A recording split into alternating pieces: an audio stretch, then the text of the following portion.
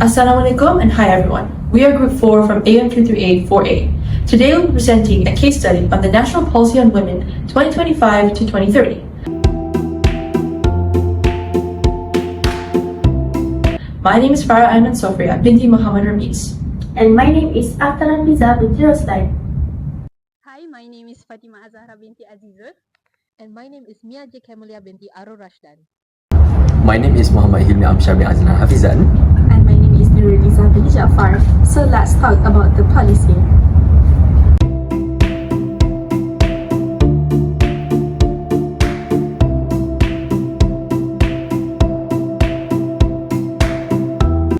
Gender equality is about ensuring that men and women have the same right, responsibility, and also opportunities.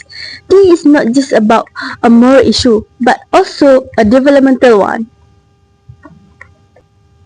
A strong gender policy ensures that there is fair treatment, participation, and access to resources regardless of your gender. In Malaysia, the National Policy on Women 2025 to 2030 is the latest major step forward. A strong gender policy ensures that there is This policy supports Sustainable Development Goal 5, which focuses on equality and encouragement. This emphasizes that both genders contribute equally to the national development. What makes this policy stand out is it focuses on 4 priority pillars such as economy, well-being, leadership, and safety. These pillars are seen as drivers of progress. The slogan, Women's Empowerment Strengthening the Nation, it reflects that idea of the women aren't just beneficiaries. However, it is actively contributors who are shaping the growth. Overall, the policy provides practical action to help women thrive, recognizing that women's advancement strengthens Malaysia's future in partnership with man.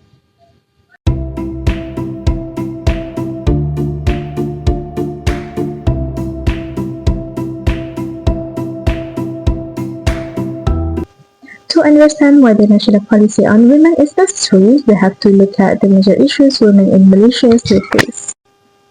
First, women's labor force participation is still low. Women make up only about 55.5% of the workforce, compared to nearly 81% of men. Many women also work in low-paid or informal jobs without proper benefits.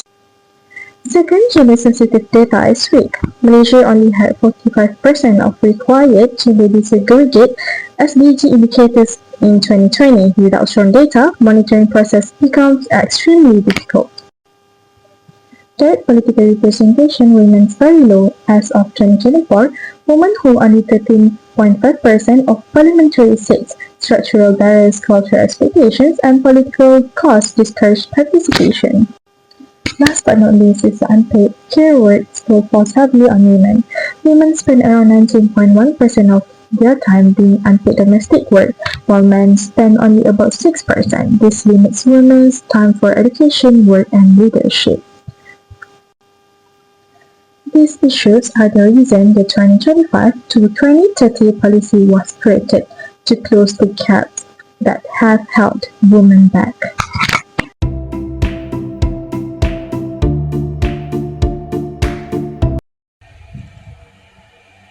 The policy sets very clear objectives across 4 major areas. First, economic empowerment. The government aims to raise women's labor force participation to 60% by 2030. They also want to register at least 1 million women entrepreneurs, especially in agriculture, fisheries, plantation, and the informal sector. They also want to narrow down the gender pay gap and increase the access to training, upskilling, and microfinancing. Secondly, leadership and decision making. The policy target at least 30% women representation in leadership positions. Gender perspective must also be integrated into policy making and budgeting. Gender audits will be carried out for higher impact programs. Thirdly, safety and well-being. These include eliminating violence against women and creating a women's safety sub-index under the Public Safety and Security Index. Support services for domestic violence survivors will be improved through trained officers and better service delivery. And lastly, health, social protection, and inclusion. The policy protects women's sexual and reproductive health and integrates women's needs into national development planning. This objective gives a clear roadmap for building a more equal Malaysia by 2030.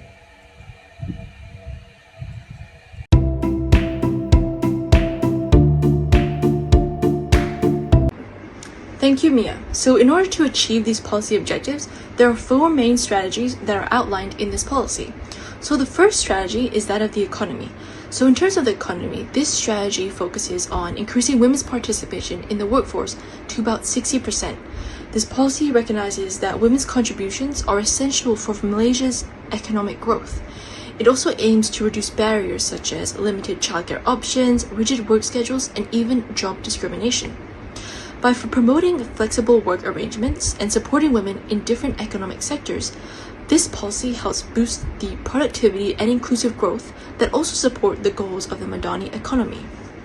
It also highlights that there is a need to prepare women for future jobs, in especially areas like technology, digital skills, and even high-growth industries.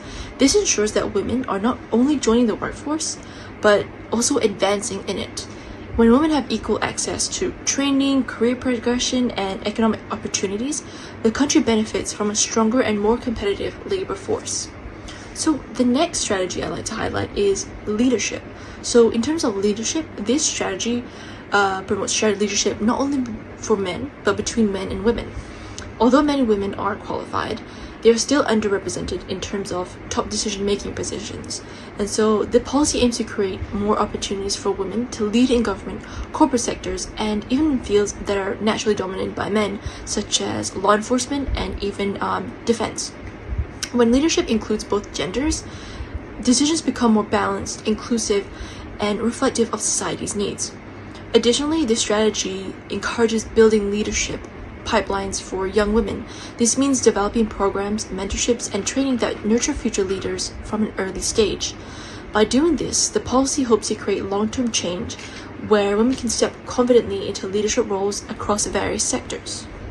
So the next strategy I'd like to outline is safety. So this strategy strengthens women's safety by developing a gender-inclusive public safety framework. What this means is that one of its key elements is a women's security sub-index. So this helps measure and address safety issues more effectively for women. The policy also focuses on improving service delivery through trained officers, those who are qualified and experienced, stronger support services, and community-based advocacy. This means that there's a community for women to be heard and to listen to, and to make sure that they're not alone in whatever they may face. And the main goal is to ensure that women can move freely, not only in their work lives, but work and home as well. They can work confidently and to live without fear of being a victim of violence or harassment. To support this, the policy also promotes awareness campaigns and stronger community involvement. By educating society about women's safety needs, the policy works toward reducing stigma, increasing reporting, and building safer environments, not just in public spaces, but within homes and workplaces as well. So last but not least, I'd like to outline that of the strategy 4, which is well-being. So this strategy focuses on improving women's overall well-being. It emphasizes social inclusion, access to welfare, healthcare, and emotional support. The policy wants to make sure that women, especially those in vulnerable groups, can access essential services such as healthcare, housing assistance, and social protection.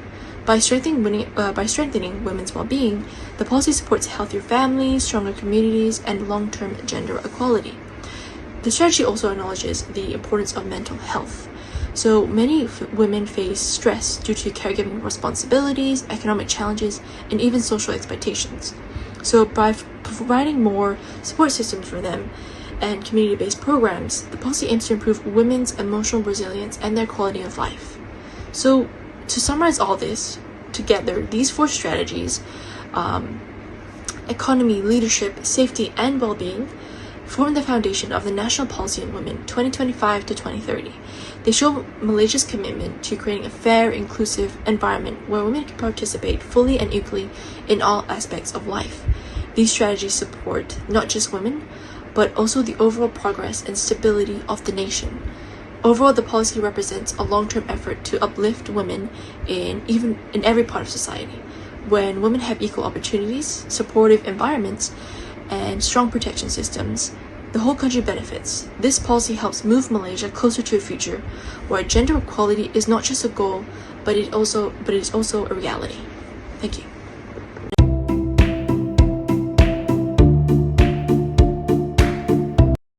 Okay, now I'll be presenting the series of Malaysia's National Policy on Women 2025 to 2030, a key initiative under our gender equality framework.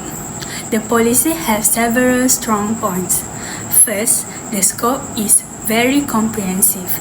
It doesn't just focus on one area, it covers everything from economic empowerment to political participation, education, safety, and technology.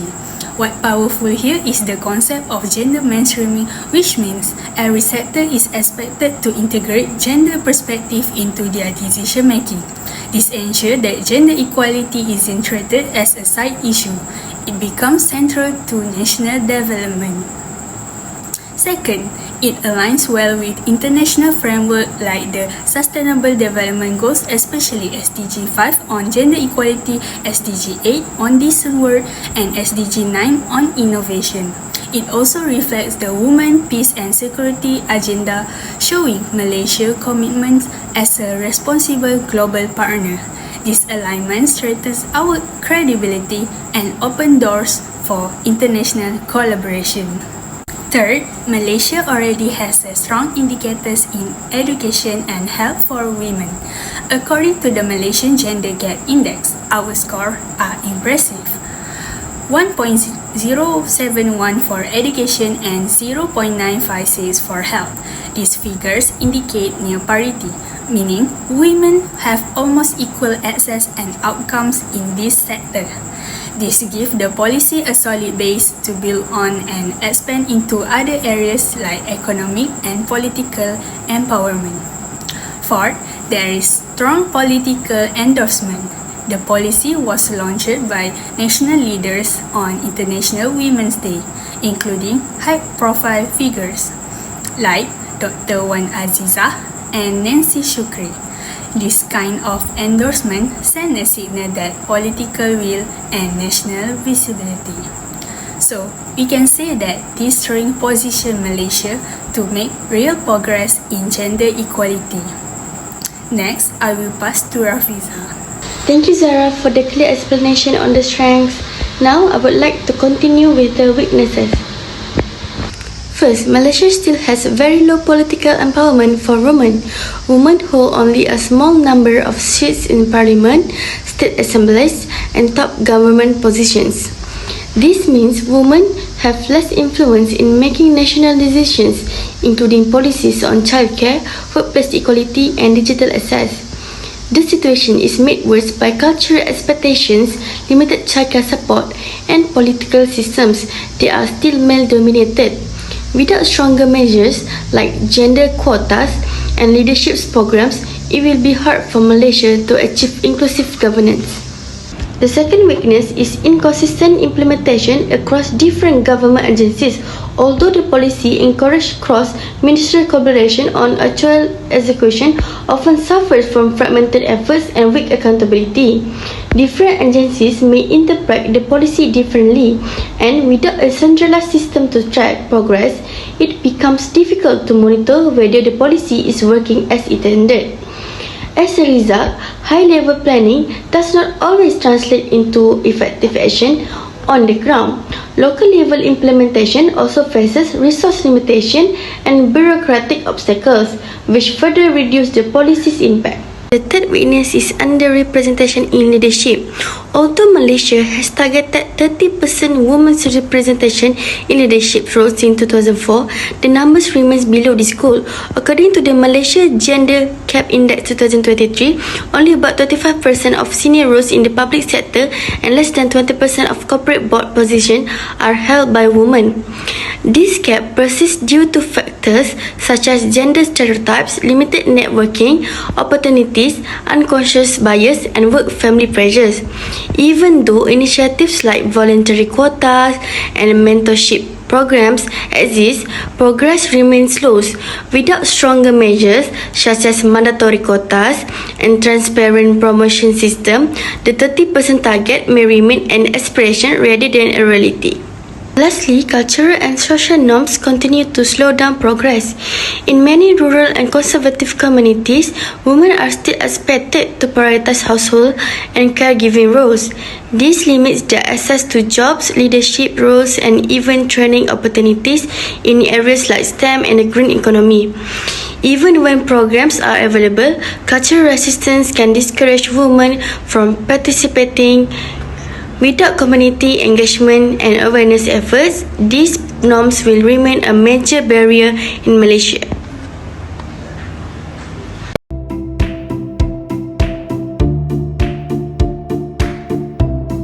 Hi, Assalamualaikum. My name is Hilmi and I will represent the recommendation based on the weaknesses identified in the National Policy on Women 2025 to 2030. We propose 4 recommendations to strengthen both the policy design and its real-world impact. Our first recommendation is to strengthen political empowerment. Women still hold a small share of parliamentary and senior leadership roles, limiting their influence on national decision. So, to address this, we suggest establishing independent evaluation committees involving civil society, gender expert, and academic representative. So, these committees ensure fair and unbiased policy assessment. So, we also recommend transparent publication of evaluation results to build public trust, enhance the accountability, and encourage continuous improvement. So the second recommendation focuses on reducing implementation gaps across agencies. So different interpretation of policy requirements often lead to uneven execution and inconsistent outcomes. To overcome this, we propose creating a central gender data platform. So in this shared database allows agency to upload and access gender-related data in a real time, improving coordination, strengthening the monitoring, and supporting evidence-based decision making. And our third recommendation aims to address the underrepresentation of women in leadership. Despite the 30% target, women remain underrepresented in both public and corporate sectors. We propose allocating dedicated funding for gender-focused evaluation. With proper resources, the government can access leadership programs more accurately, identify barriers, and also design more effective intervention. So this support is especially crucial for mid-career women balancing work and family responsibilities, of course.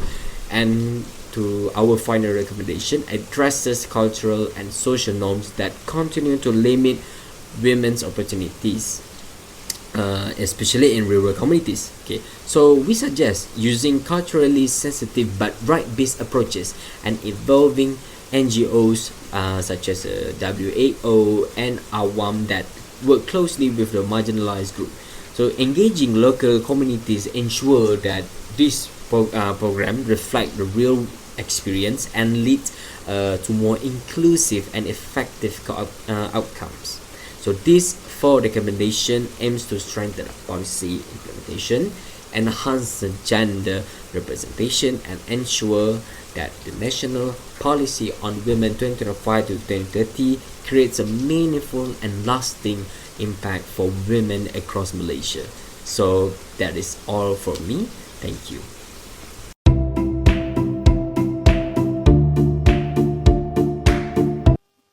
In conclusion, the National Policy on Women 2025 to 2030 is a major step toward inclusive development in Malaysia, it positions women as essential contributors to national growth. However, its success depends on strong implementation, consistent monitoring, and cultural change. Gender equality must become a performance indicator across government, business, and communities. If the policy is carried out effectively, with a clear data, strong governance, and inclusive participation, it can improve opportunities for women, strengthen social cohesion, and boost Malaysia's economic resilience.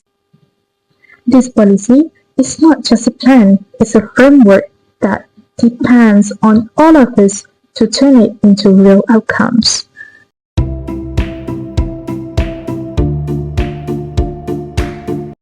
Welcome all to the Q&A session. Thank you to all the groups who sent in your lovely questions.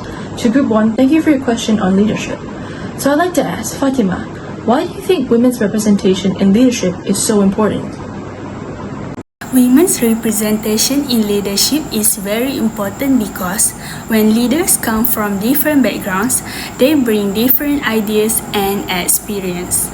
This helps make better decisions that benefit everyone, not just a small group. It also makes sure women needs like fair work opportunities, family support, and safety are included in policies. When leadership is diverse, it reflects society more fairly and creates stronger balanced progress. Okay, thank you Group 2 for this next question. I'd like to ask, Actor Rafiza, how can gender equality be strengthened in rural communities? By involving local women's groups and tailoring programs to rural needs, especially through community-based engagement. Thank you to Group 3 for this question. So I'd like to ask Hilmi, why do you think Malaysia urgently needs better gender data? Okay, to answer this question, Malaysia really need better gender data, because without accurate gender disaggregated data, we cannot measure progress or fix policy gaps effectively. Okay, so Malaysia urgently needs a better gender disaggregated data because accurate data is the foundation of effective policy making. Without detailed information on how women, men, and gender diverse groups experience issues differently, such as in education, employment, health, safety, or political participation, policy makers are essentially working in the dark. So poor or incomplete gender data makes it really difficult to identify the real inequalities, measure progress toward national and international goals, or evaluate whether current policies are producing fair outcomes. So strengthening gender data system therefore ensures that the policy gaps can be detected early, resources can be targeted where they are most needed, and intervention can be more evidence driven and equitable. Okay, thank you to Group 5 for this last question. So I'd like to ask Mia, why do you think increasing women's participation in the workforce is so critical for Malaysia's growth? You see, that's because higher female participation directly boosts productivity and also expands the national talent pool. It is also one of the fastest ways to strengthen the long-term economic resilience.